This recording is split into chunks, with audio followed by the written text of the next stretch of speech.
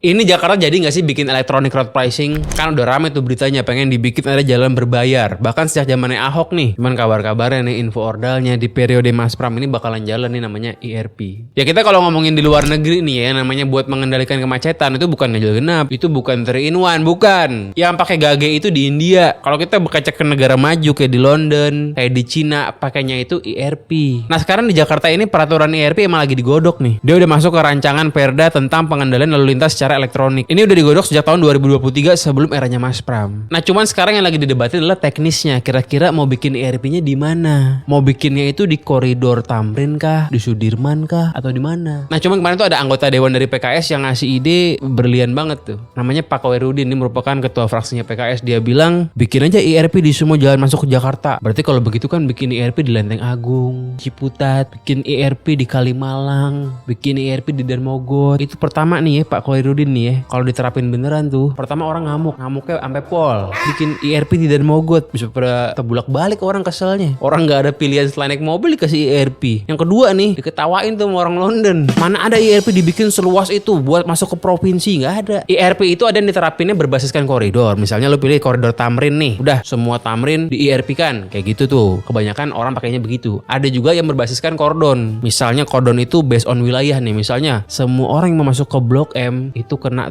ERP. Ya luasnya paling sekecamatan. Itu juga udah gede banget sih. Sekelurahan deh paling. Ya kalau di New York tuh mau masuk ke Manhattan, nggak ada dibikin kordonnya se-Jakarta. Semua jalannya dan Mogot sampai ke Ciputat dibikin ERP, nggak bisa. Diketawain sama di amuk masa. Ya kalau gue sih yakin ini akan diterapkannya di Sudirman. Pasti di sana, nggak mungkin di tempat lain karena Sudirman itu merupakan daerah yang udah mantep banget transumnya. Nggak mungkin bikin di tempat yang nggak ada transumnya, nggak mungkin. Bikin ERP di depan Central Park, nggak mungkin. Nggak mungkin bikin ERP di Cilincing, nggak mungkin. Nah kalau kita ngomongin berapa harga ERP nih kita belum tahu nih. Ya kalau kita ngomongin di luar negeri nih ya, itu di Milan 80.000, di Singapura 50.000-an, di Jakarta pasti lebih murah lah. Mungkin ya 20.000 kali ya, 20.000 itu oke lah, sweet spot lah, kayak masuk ke tol gitu. Ya ERP ini meskipun kalau orang awam pasti mikirnya kan terkesan zolim gitu ya, tapi ini nggak zolim. Ini merupakan kebijakan push ini, nge-push orang buat ninggalin mobil pribadi. Ya karena kan selama ini yang naik kendaraan pribadi pun pada suka ngeluh tuh, ngeluh kok Jakarta macet banget. Ya kalau di luar negeri di seluruh dunia ya bikin kebijakannya push and pull. Push itu memaksa orang meninggalkan kendaraan pribadi dengan cara naikin tarif parkir, dengan cara bikin jalan berbayar dan lain-lain. Ada juga kebijakan pull. Kebijakan pull itu menarik orang supaya ninggalin kendaraan pribadi dengan cara bagusin transum. Ya ini mesti dikombinasikan lah. Ya mesti berani push and pullnya. Ya kalau gue sih gue dukung, gue setuju karena ya